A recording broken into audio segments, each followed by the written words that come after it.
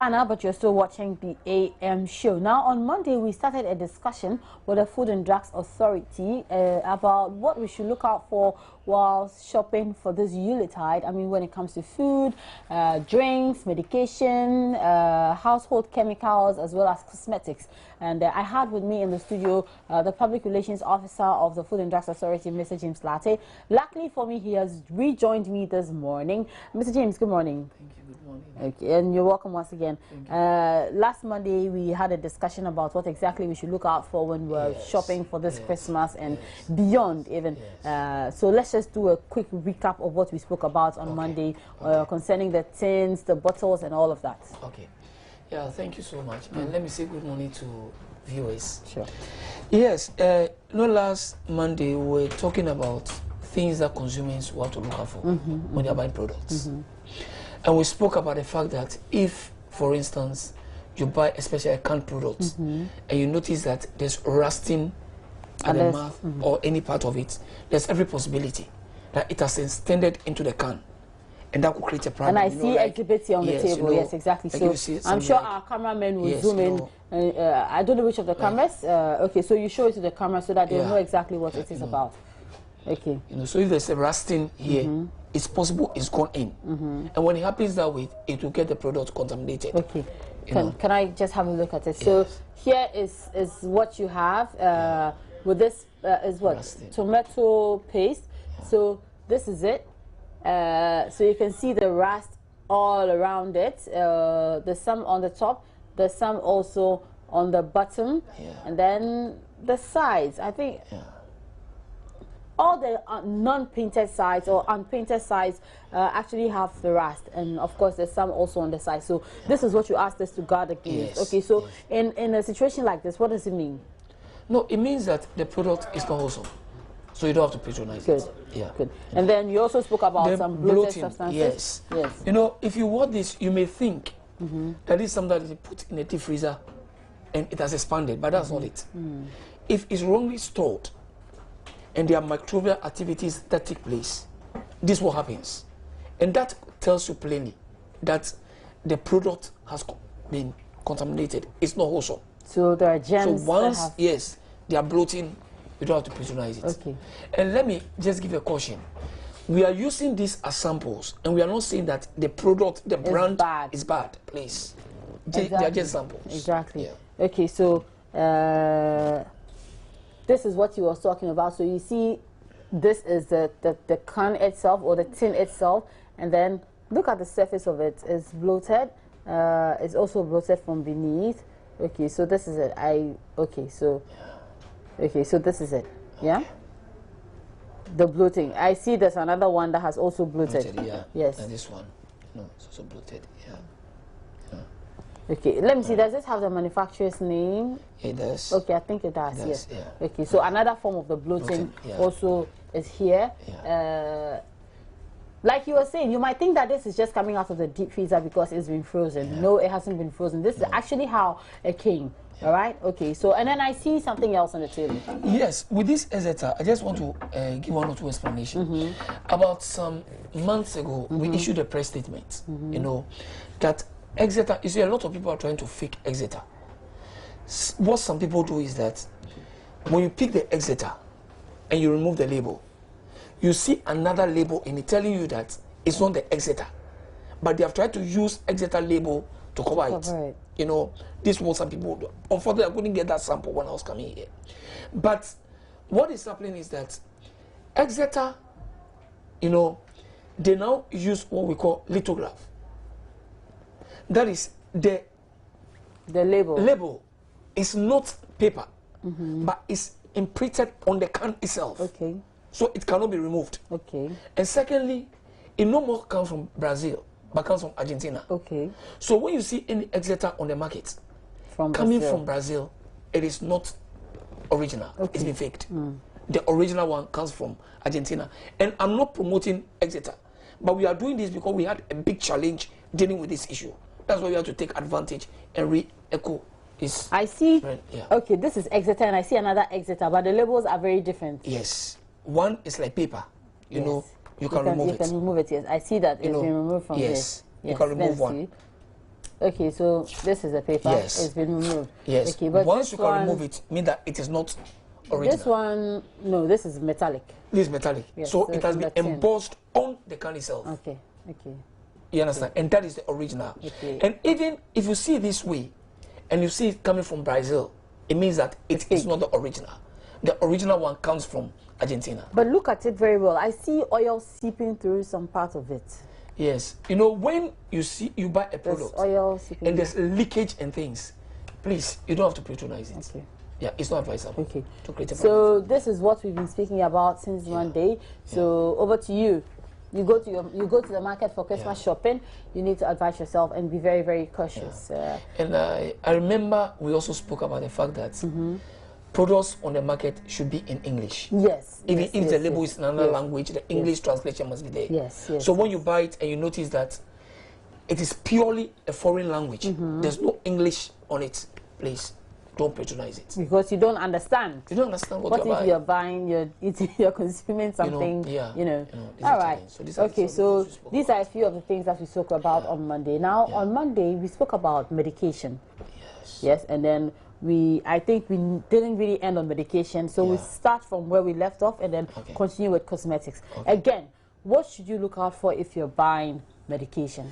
Yeah, in the first place, consumers should understand that medicines are supposed to be sold only in pharmacy shops, licensed chemical shops, and hospitals, or maybe an outlet that is being permitted to sell medicines. Like sometimes you enter a supermarket, they have a portion where they sell medicines, and there's a pharmacist there. Yes, it's permitted. You understand? But aside these places, if you get medicine being sold in buses, you don't have to patronize it.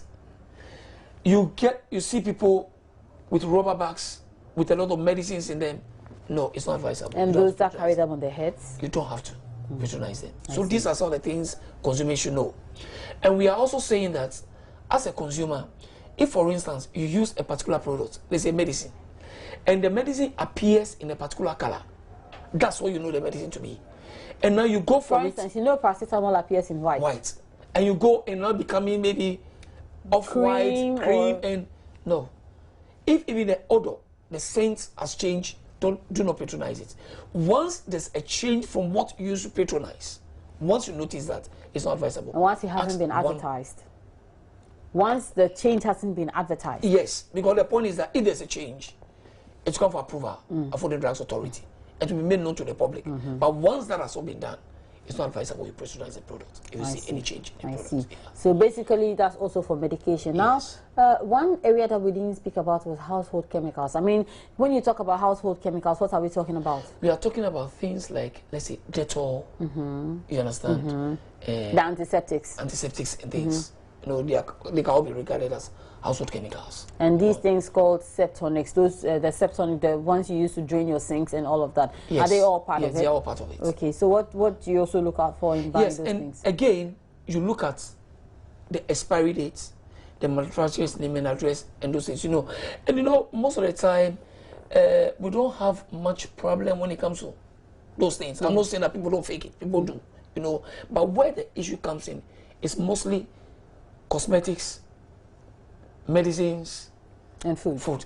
This way we have a lot of challenges. All right, talking about cosmetics, let's just get into that discussion then. Okay, so cosmetics, we're talking about body creams, hair creams, roll-on, body sprays, everything cosmetics. Okay, so what should we know? Sometimes people assume that, let's say, a powder, a cream, it's just going on my skin, so it doesn't matter.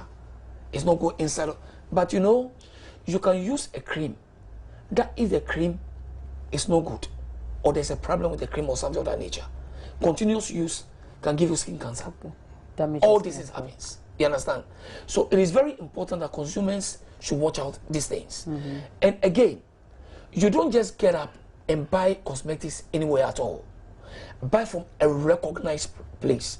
And when I talk about a recognized place, for instance, maybe you buy cosmetics to use. You have a shop you buy it from. You've been using it, it's working, you are not having a problem. We advise that continue to buy there Unfortunately, cosmetics is not like medicines where there's approved premises. You understand? But still, watch where you buy these things. If it's sold on the open sun, like we spoke about last time, it's also not advisable. Because the point is that cosmetics exposed to direct sunlight. Because it contains chemicals.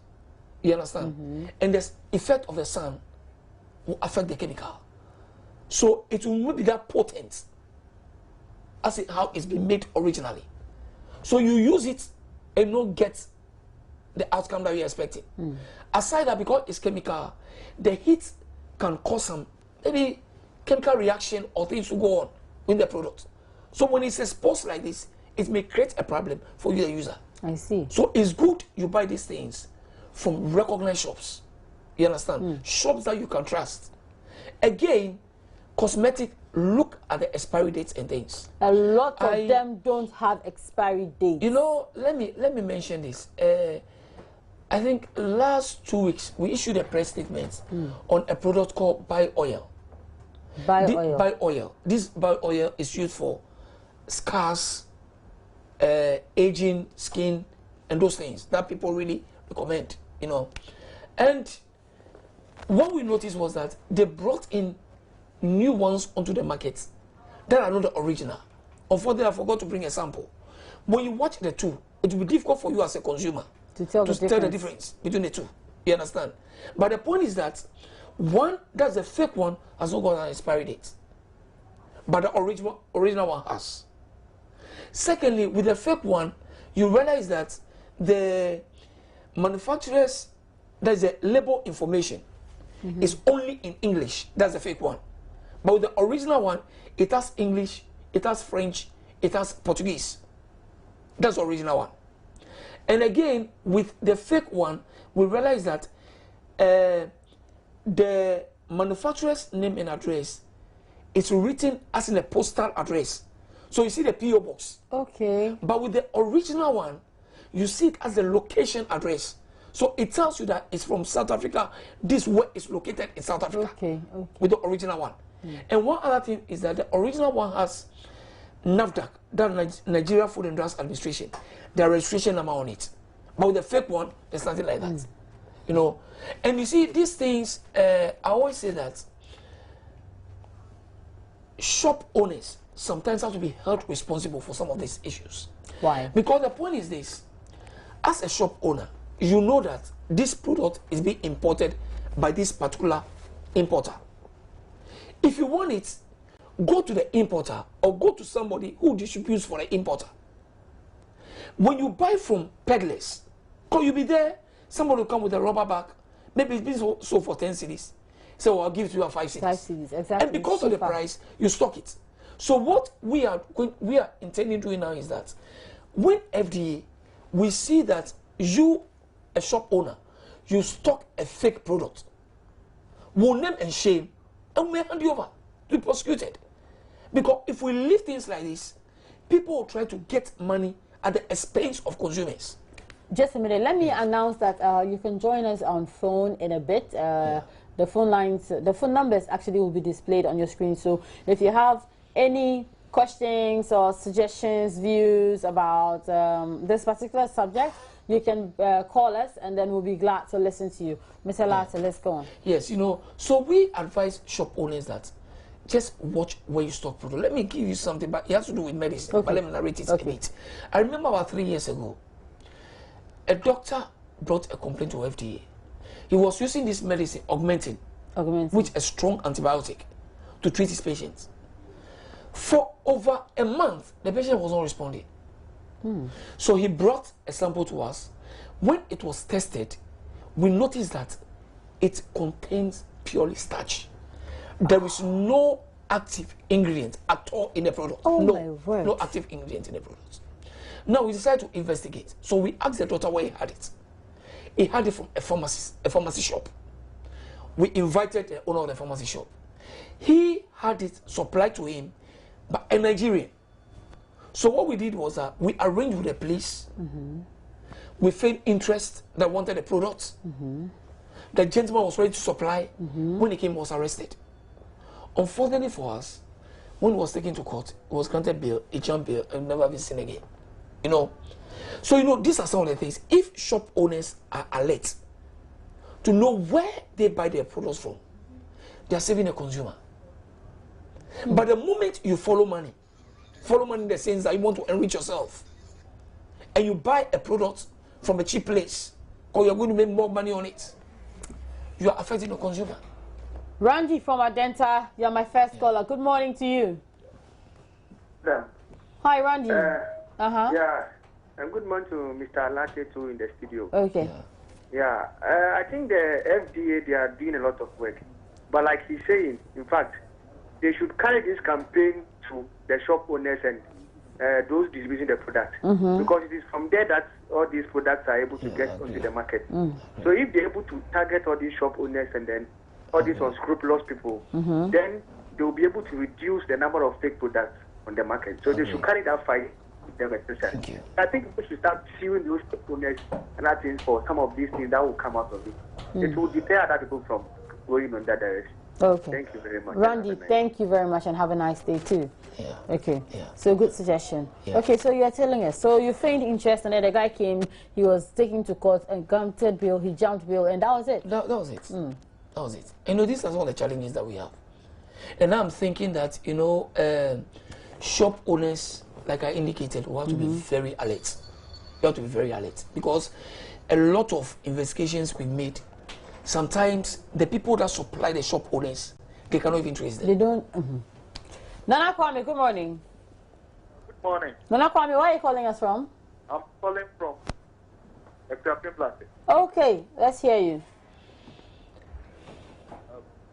The gentleman there can be the consumers or customers, their hotline, their email address, website. Okay. You can send your complaints to. We the consumers, we can send the complaints to them. Okay. Sometimes you go and buy drugs from a pharmacy, and it's not the best, but you don't know who to go and complain. Okay. You go to the seller, he will tell you this, that, but you don't know who to go to. Okay. So it's nice we have this man there, but if before he leaves, he can give us his address, their website, their contact number. Okay. He surely will. He surely will. He surely will. Let me go to Obuasi and speak to Isaac. Hello, Isaac. Good morning. Hello, good morning. Isaac. Good morning to our viewers. Sure, good morning to you too. Let's hear you. Yes, I think mine is a second to what the just recent caller made. That is, we have to decentralize so that the people everywhere across the country will also have a place to go whenever they have complaints. Do you have a website? Yeah, we do. Yeah, but the suggestion I would want to make is that you see, all these things actually boils down to education. For those of us who are privileged to have got some formal education, you can read and write and know whether it's expired or not. But Ghana, a lot of people are illiterate. You go to the rural areas and all that. They can't even know whether the product is expired, where it's coming from, is French, is this and all that. So I think if you can really intensify and have a way of getting people understand that if you see this is what we are looking at, I think it will go a very long way. Okay, thank you very much, Isaac. Let me talk to Michael. Hello, Michael. Good morning. Good morning. Michael, where are you calling us from? I'm calling from Sandema. Sandema, okay. Let's hear you, Michael. Yeah, the man was talking about the drugs addiction. I think it's a very good idea. He was talking about the drugs, the expired drugs, the way they display the drugs. Okay. I think some of the drugs are being displayed in the market openly, and then they don't have expiry dates, especially veterinary drugs. I'm very, very worried about this. So maybe I think they should be checking every quarterly to exit the market so that they can help us also deal with those things. Thank you very much. All right. Kojo, good morning. Good morning, my sister. How are you doing? I'm very well, thank you. How are you too? Yeah, I'm good. Let's hear you. Yes, there is this serious issue going on about palm wine that I want to bring to the attention of Food and Drugs Board. What about it? Yes, the palm wine that we know in Ghana here, they treat it, but they treat the tree by burning. Okay. And then they cut the surface. for the palm wine to come out. But these days, go to all the villages. What they are using is DDT. DDT. I am telling you, it is all over the country, and I'm really surprised Food and Drugs Board has not picked this up. What do they use the DDT to do? You know, when you burn it, then you use it to, if there are any worms or if there's any sort of, what do you call it, decomposition. Okay. That kills the germ. But this is what they use is DDT. All over. And this palm wine, some is taken raw. If you take this DDT palm wine, it is very, very sweet. It has a very clear taste. And this is what they use even to prepare appetite. I'm sure you have even taken some before. I took some somewhere in Wasa some time ago. And it was clear. Then I got to know that that is what they are doing. Okay. You see? So it is all over the country, and I'm really surprised Food and Drug Board is only in Accra thinking about I will ask him about it. I have taken films of this activity in the village. Do send them down to Joy News, okay? And we'll take it up. Thank you very much. Thank you. We'll talk about this in a bit. Hello, Bassett, good morning. Yeah, good morning. How are you doing? I'm doing great, and you? I'm very well, thank you. Let's hear you. Yeah, I thank your host for this morning program. I think the FDA is really doing a lot of education. You see, Raj, cosmetics is one particular thing used across borders in this country. Every nooks and chronics, you see Ghanaians patronizing cosmetics day in, day out. But you see, I was really enthused with the sort of education it is giving us this morning. But just lo and behold, I became a bit demoralized when an issue was this crop up was sent to court and the gentleman was granted bail. You see, this sort of things really frustrates we the citizens anytime we have a case to put before the authorities. Because we realize that these particular people supplying and stuff like that had their way, the way they maneuver their way out, you understand? Yeah, sure. So that is really frustrating. And I think the authorities should see to it that the right thing is done. Cosmetics is widely used by Ghanaians, and Ghanaian safety should be our topmost priority. Thank you very much. Basi, thank you very much. Mr. Latte, did you know about the DDT and palm wine issue? No, this is the first time I've heard it. This is the first time you've heard it. And you see, let me mention, when it comes to palm wine, I'm not so sure whether the regulations under Food and Drugs Authority. But what I'm going to do is that when I get to the office, we'll discuss it.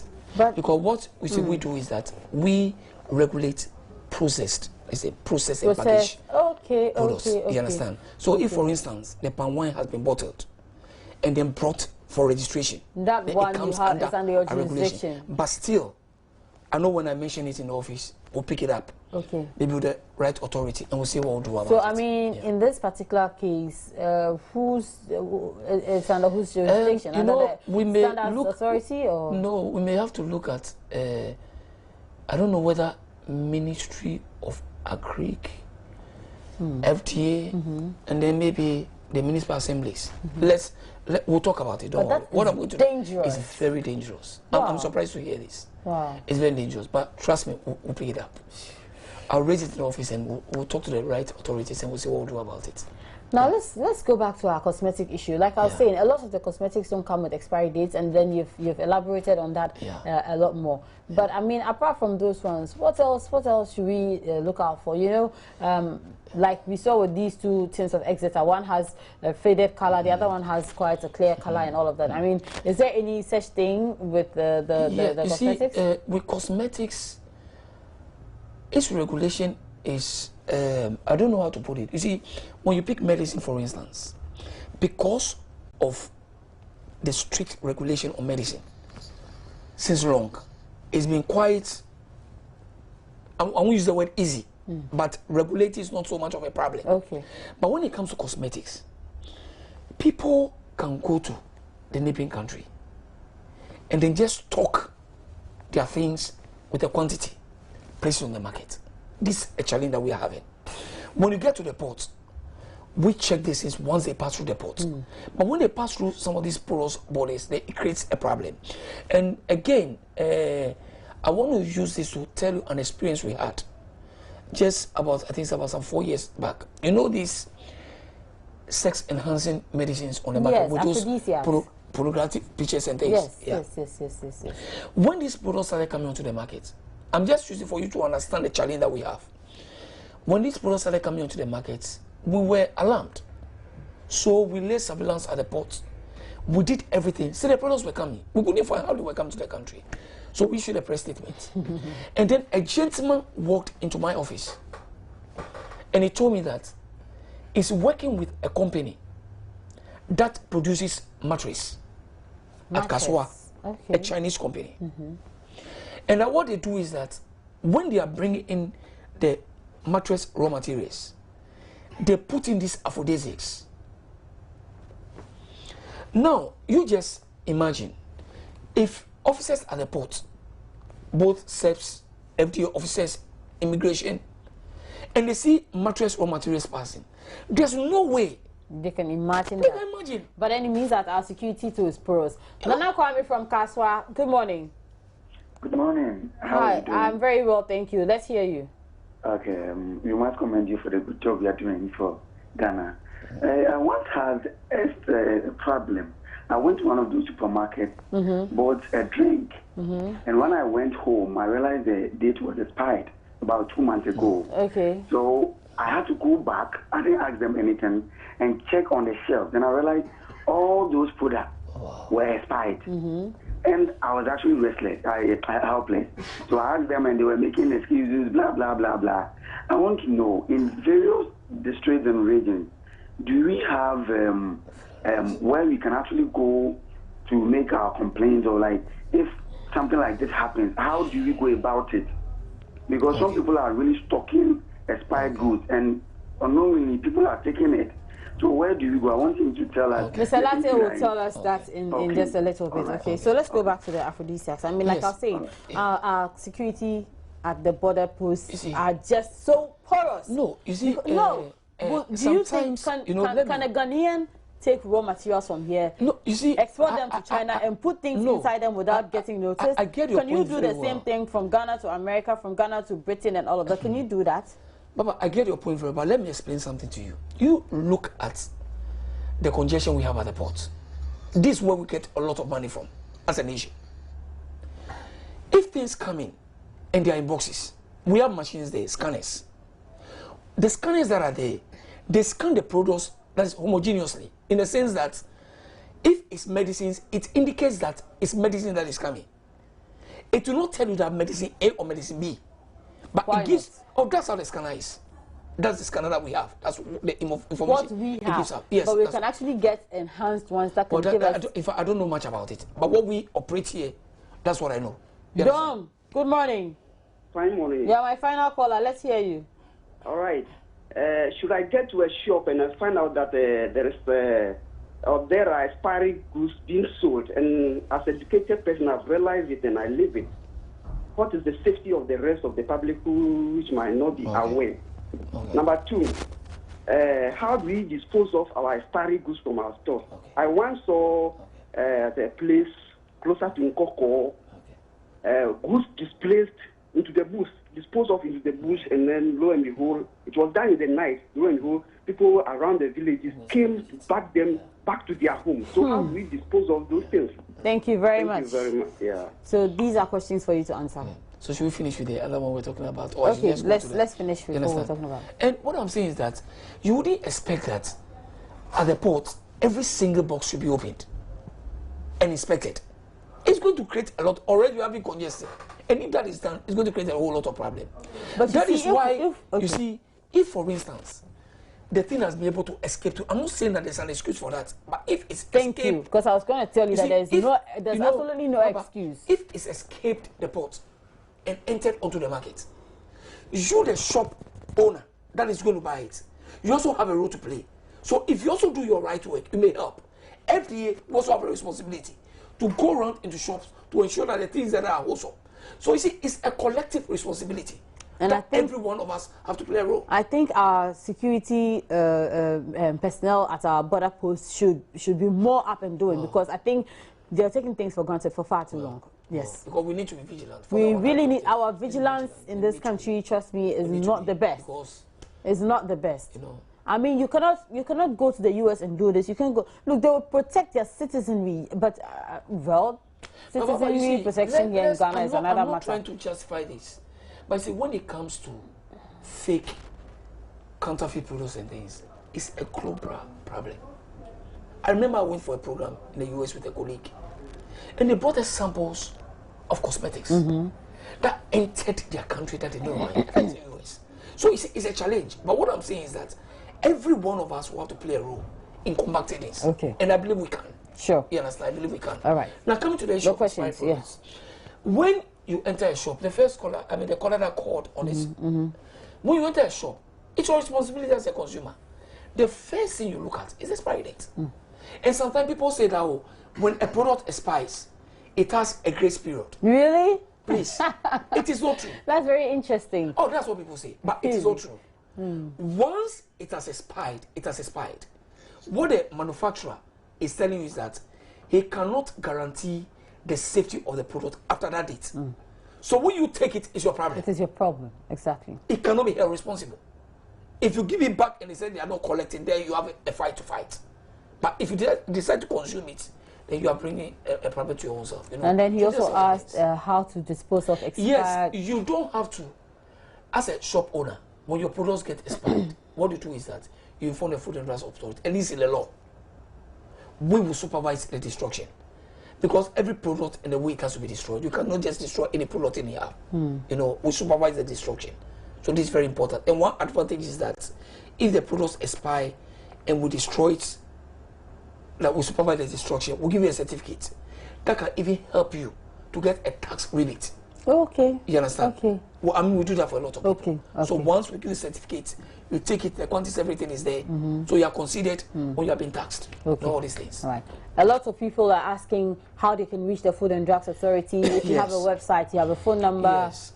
You can call us our landline. That is 0302 233 233-100. or 0302 235 100.